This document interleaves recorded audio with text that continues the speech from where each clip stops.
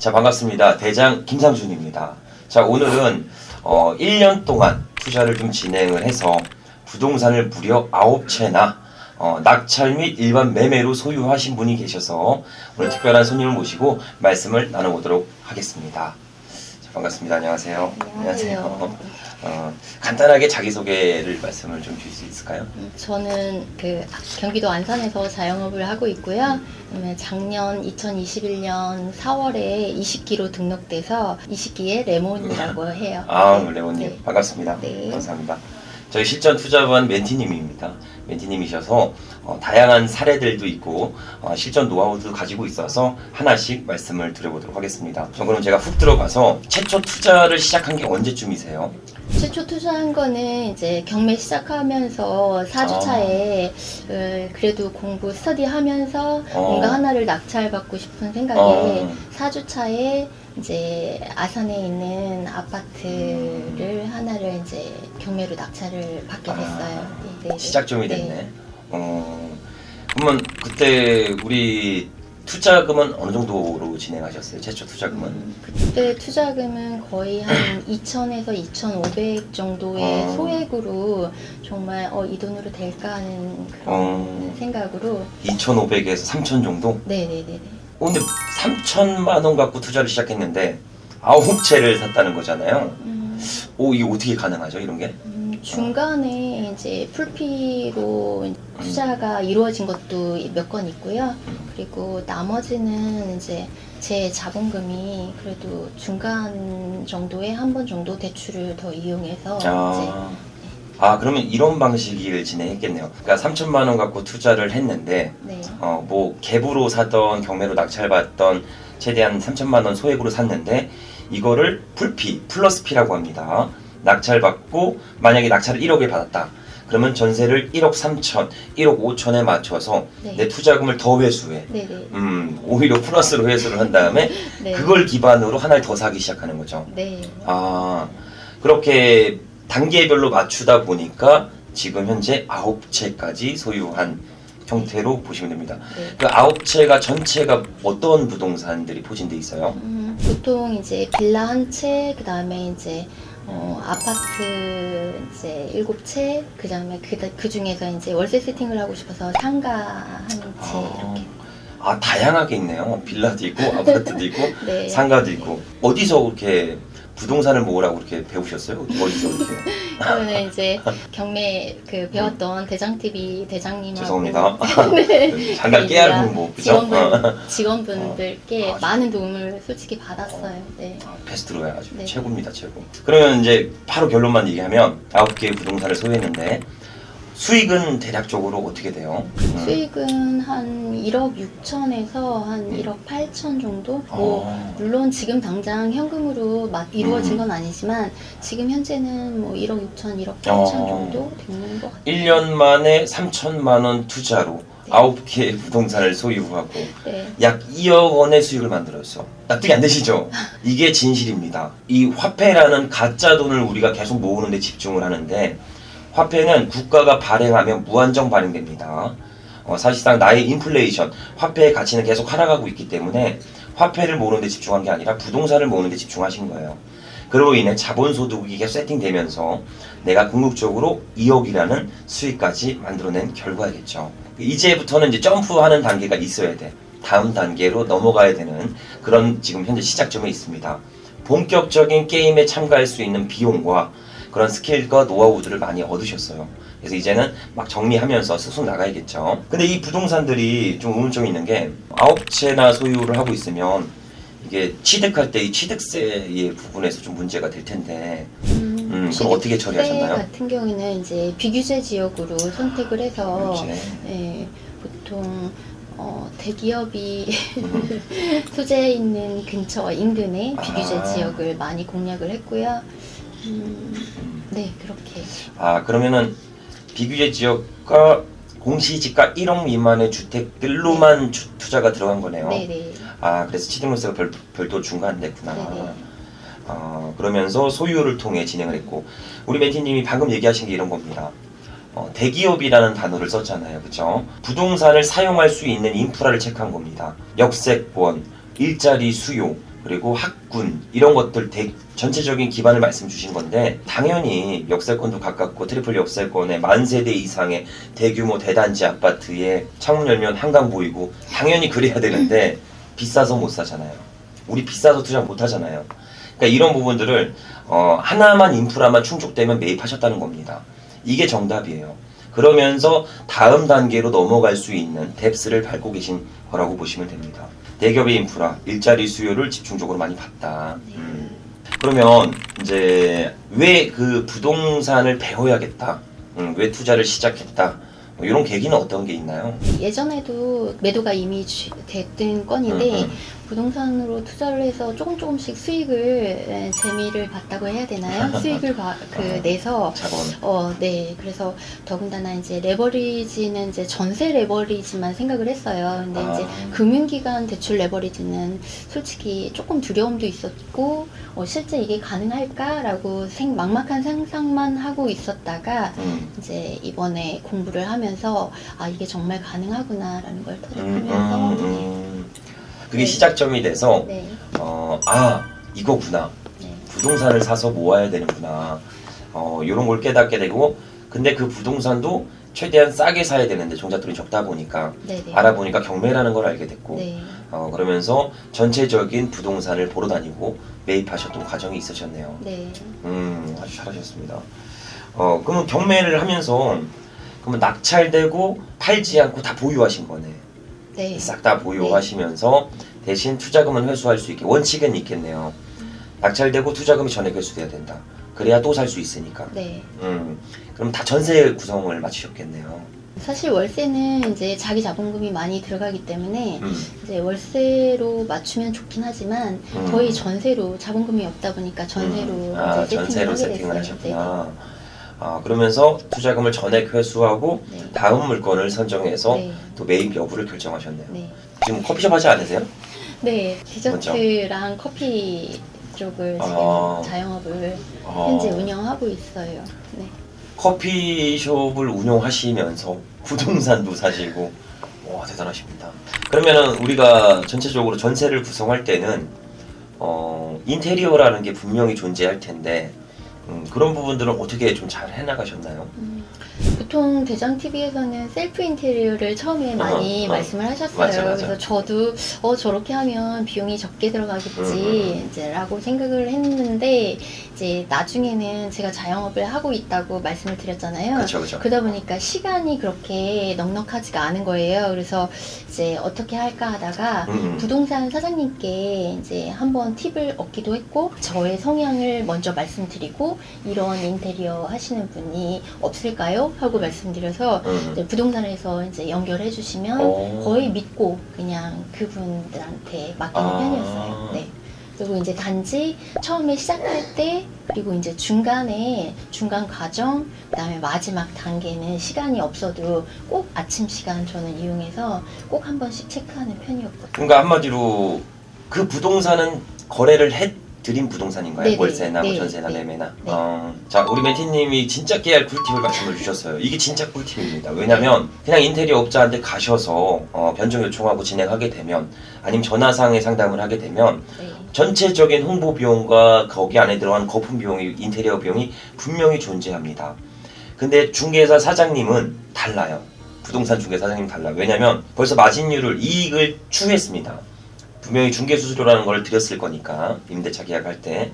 그러면 여기서 마진율을 먹었기 때문에 이분은 잘해드리고 싶은 고객님이 되는 거예요. 그래서 최대한 알짜배기 잘하시는 곳들만 소개해서 거품 중간에 마해 없이 그냥 바로 직영으로 소개시켜 준 거거든요. 이게 굉장히 중요한 겁니다. 그래서 이 중개사 분에게 소개를 받은 거는 정말 잘하신 선택이에요. 이렇게 되면 그 인테리어 사장님과 또 유대관계를 만들면서 즉시적으로 또다시 인테리어를 또 진행할 수 있게 되죠. 그럼 그분한테 많이 했겠네요. 보통 이제 처음에 하셨던 분한테 이제 다른 지역에도 의뢰를 한번 했는데 해주시는 경우도 있고 또 이제 제가 얼마의 교통비를 드리고 하시는 경우도 있고 네. 그리고 아니면 전혀 다른 지역에 또 인테리어 하시는 분께 또 맡길 때도 있고요. 9개를 낙찰받았는데 이거 다 인테리어 했을 거 아니에요? 도배장판 다. 도배장판은 하는 편이었고요. 그거는 필수로 해야 될 것 같았고요.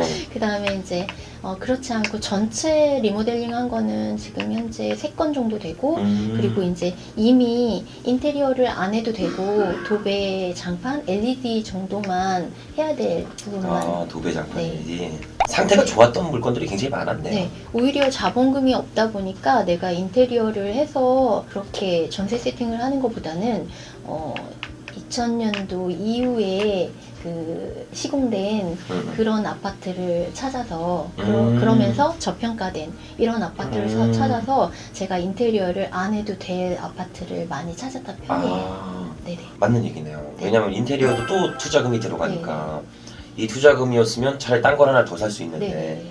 그래서 인테리어를 최대한 안 할 수 있는 준신축급의 부동산만 좀 공략하면서 매입했던 전략도 가능할 거라고 보여집니다. 자, 그러면은 이거를 매입하면서 가장 힘들었던 게 있나요? 뭐 명도가 힘들었거나 아니면은 뭐 전세나 월세가 잘 안 나가서 고생했던 시절이 있거나 뭐 그런 게 있나요? 힘들었던 과정이.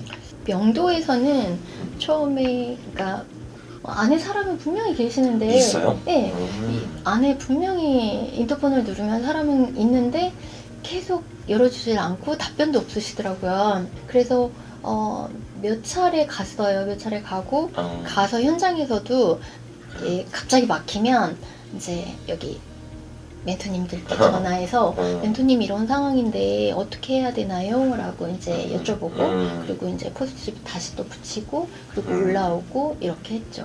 근데 이제 나중에 이제 거의 잔금 치르기 전후반이었나요? 그때쯤 연락이 됐어요. 그래가지고 이제 그분께서 그동안 마음고생을 많이 했으니까 명도비를 어느 정도 이렇게 예상을 한다라고 말씀을. 채무자분이었어요? 네네. 임차인이 아니라?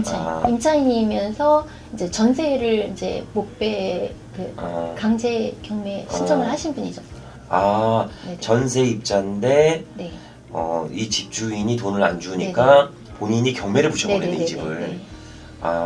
고생 많이 하셨던 네, 분이겠네요. 마음고생을 되게 많이 근데 하셨는데 전액 배당 들어가지 않나요? 전액 배당 들어가는데도 그래도 그분이 명도 합의서를 줘야 될 텐데. 그래도 원래 명도 합의서가 있으니까 저희가 적당히 딜을 해도 되는데 전액 협의를 해도 되는데. 네, 솔직히 그 명도비를 이런 말 드리면 좀 아니, 그렇지만 괜찮습니다. 편하게 명도비를 내가 이렇게까지 드려야 하나 왜냐면 전액 배당을 그쵸. 받으시니까 원래는 안 줘, 명도비라는 건 안 주는 네. 겁니다, 원래. 그래서 한편으로는 그냥 법원에다가 신청을 할까라는 생각을 하기도 했는데 근데 그냥 이분이 전액 배당은 받지만 1년 반 동안 자기가 본인이 마음고생했던 걸 생각하면 그래 이 정도는 그냥 드리자라고 생각을 했고 그리고 이렇게 말씀하시는 그런 거에서 톤에서 이분이 막 막무가내로 하는 게 아니라 신청을 명도비를 요구를 해도 굉장히 조금 예의 있게 하시더라고요. 그래서 결국에 이제 그분이 원하는 대로 다 그냥 드리고 깔끔하게 처리했던 편이에요. 네. 잘하셨네, 그래도. 명도비는 어차피 입찰가에 조금은 반영을 해놨으니까. 네. 그러면은 배당 전액 받고 나가셨죠? 네. 배당 받고 나가고 집 상태는 좀 깔끔했고. 집은 솔직히 그 집을 못 봤어요. 못 보고 이제 그 옆에 집을 보고 이제 들어간 거였는데 이제 그 옆에 집은 어떻게 보시고 들어가신 거예요? 집을 이제 매매를 하고 싶어서 왔다 아니면 이제 전세를 구한다라고 해서 이제 다른 집을 부동산 사장님께 제가 이제 경매로 왔다 그러면 솔직히 별로 안 좋아하실 것 같아서 제대로 답변을 안 해주실 것 같아서 그렇게 조금 지금 죄송하긴 한데 그렇게 말씀을 드리고 바로 이제 그 집이 아닌 다른 집을 보고 그리고 이제 낙찰을 받은 거였거든요. 근데 가보니까 생각보다 엄청 집이 깨끗한 거예요. 깔끔하고 너무 앞에 4층인데도 앞에 그 다세대가 아파트 앞에 있어서 전망이 너무 4층임에도 불구하고 잘 나오더라고요. 너무 감사하게 생각했죠. 그러니까 이게 얼핏 들으면 이해를 잘 못하실 수 있는데 그러니까 한마디로 우리 멘티님이 경매 물건이 나왔는데 그 주변 중개사 사장님들한테 방문한 거예요. 하셔서 경매라고 얘기하면 별로 안 좋아하십니다. 왜? 당장 거래가 하시는 분이 아니잖아요. 그리고 왠지 경매라고 하면 그냥 싫어하셔요. 왠지 중개사님이. 그래서 실제 수요자 입장에서 사장님 저 여기서 아파트 좀 매입하려고 하는데요. 요 정도 평형대 대략 경매 물건과 비슷한 스펙을 말씀을 드리고 매입하는데 얼마 정도 들어갑니까? 물건이 있습니까? 있으면 좀 볼 수 있을까요? 라고 말씀을 드린 거죠. 그러니까 중개사님이 있다. 여기 아파트에 그 평형대가 있으니까 한번 보러 가자. 그래서 보신 거죠. 네. 그래서 경매 물건이 이런 구조구나, 이런 평형대구나. 근데 이건 거짓말이 아닙니다. 왜냐면 수요층 조사를 해서 나가고 사실상 경매에 입찰하려고 하는 가격 금액보다 급매물이 더 싸다면 사실상 구매할 수도 있는 거거든요, 우리가. 네. 그러니까 경매라는 툴이 무조건 돈 버는 툴은 아닙니다. 싸게 살 수 있는 플랫폼일 뿐이지 낙찰되면 무조건 돈 버는 게 아니에요. 그래서 경매보다 싼 게 급매물로도 많이 나옵니다. 그래서 현장에서 조사하시면서 물건도 보고 만약에 너무 비싸 그러면 경매는 입찰 들어가야겠죠. 근데 경매보다 싼 매물이 튀어나왔어 그러면 그 매물을 잡을 수도 있습니다. 그래서 수요층 조사를 밀도 있게 하셔갖고 안정적인 투자를 진행했던 사례라고 보시면 되네요. 대신에 낙찰 받고 나서는 꼭 그 부동산의 전세를 부탁을 드리기도 하고. 아니 보통 거기까지 생각 안 하거든. 그냥 내만 정보를 얻으려고 하는데 꼭 그걸 잊지 않고 그분한테 매물을 내놓고 그때 좋은 얘기 해주셔서 요거 거래해 주시면 좋겠다. 네. 이래야죠. 중개사님들도 사실상 경매라고 하면 안 좋아할 게 아니라 일회성 손님이 아닌 거잖아요. 투자가구나. 지속적으로 나한테 고객이 될 수 있겠구나. 이러면서 긍정적으로 좀 상담해주고 얘기를 해주면 우린 잊지 않거든요. 맞아요. 그분들을. 네. 잊지 않고 꼭 거기 방문해서 사장님 조언 때문에 제가 좋은 매물을 잘 잡았습니다. 이렇게 내주세요. 그렇게 매수자 입장에서 조사를 하시고 그 다음에 그 중개사분들한테 꼭 가셔서 내 매물을 팔아달라고 혹은 임대차를 구성해달라고 말씀해 주시면 좋을 걸로 보여집니다. 그렇게 임장을 하고 물건을 입찰까지 들어가셨구나. 네. 자 그러면은 그 경매 현재 우리가 앞으로 투자에 대한 계획이나 앞으로 내가 하고자 하는 것들이 어떻게 돼 있나요? 지금 현재는 처음에는 엄청난 꿈을 가지고 포부? 그 포부를 얘기해 주시면 안 돼요? 네. 그때는 이제 내가 1년, 3년 후에는 이제 월세 세팅을 얼마 정도 하고 있을 거다 상상을 하고 들어온 편이에요. 근데 지금 현재 이제 자금 부족으로 인해서 전세 세팅이 더 많아진 상태고 그래서 디벨로퍼는 솔직히 상상을 못 했었어요. 근데 이제 대장TV 와서 이제 채널 보고 공부하면서 디벨로퍼도 관심이 많이 가지더라고요. 그래서 더 구체적으로 공부를 조금 더 하고 싶고요.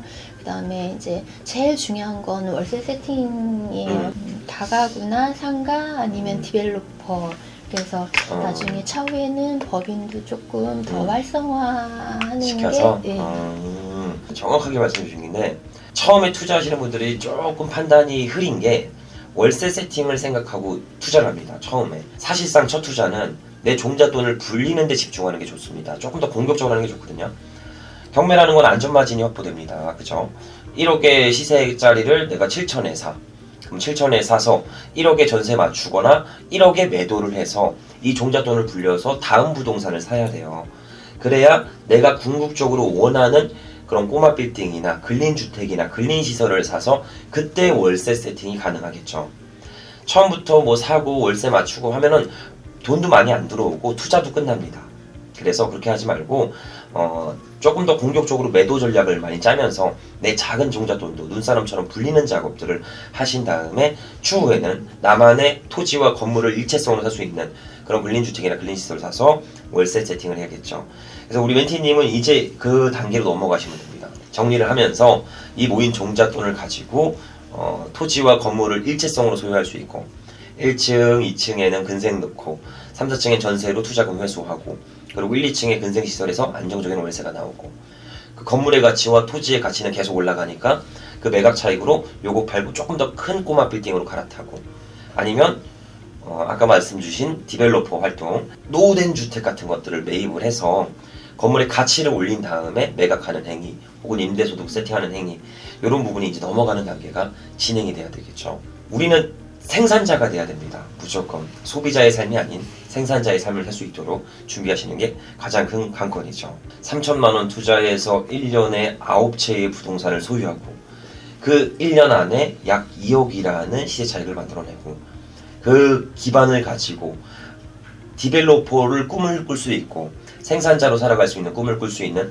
다음 단계까지 갈 수가 있었던 거죠. 자, 그러면 우리 대장TV 시청자분들에게 마지막으로 하고 싶었던 얘기나 아니면 지금 똑같이 고민하신 분들이 많아요. 오프라인에서 상가를 하면서 이런 코로나라는 직격탄을 맞고 사업이 좀 힘들어지고 그리고 계속 노동에 대한 일자리는 축소가 되고 월급도 낮아지고 그리고 아이들은 커가고 근데 내가 지금 뭘 할 수 있을까? 난 작은 종잣돈밖에 없는데 이러시는 분들이 우리 대장TV 시청자분들이 굉장히 많거든요. 그런 분들에게 우리 멘티님도 그렇게 해서 시작을 했으니까 그런 분들에게 편하게 한 말씀 말씀을 주시면 좋을 것 같습니다.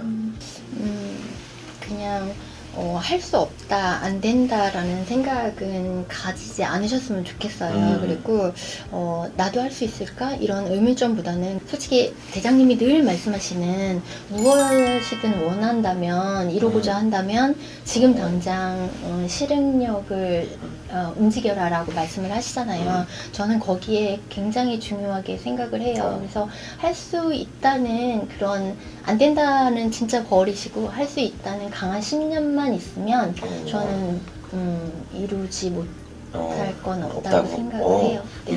뒤에 소름이 쫙. 아니요. 제가 그런 얘기 했었나요, 근데? 네네, 가끔씩 네.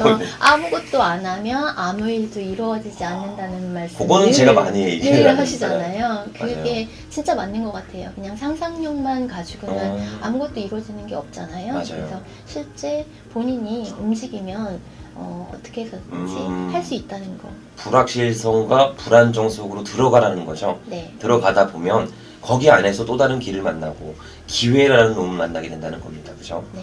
그 속으로 들어가셨네요. 근데 그 섣불리 못 들어가신 분들이 굉장히 많단 말이에요. 아, 그 경매 사서 떨어지면 어떡하지?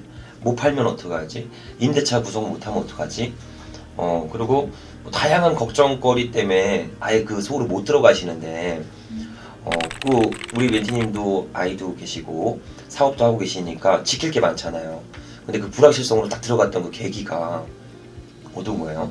부장님이 늘 말씀하신 것처럼 저희 그 구조가 인플레이션 때문에 그 부동산의 가치가 오를 수밖에 없다는 맞아요. 그런 거는 저도 같이 공감을 했거든요. 그래서 처음에 너무 무리하시지 마시고 그 소액으로 조금씩 하다 보면 솔직히 이런 말씀 드리면 좀 뭐하지만 실패도 본인의 노하우로 쌓일 수 있고 다음에 똑같은 실수를 안 하면 된다고 저는 생각을 해요.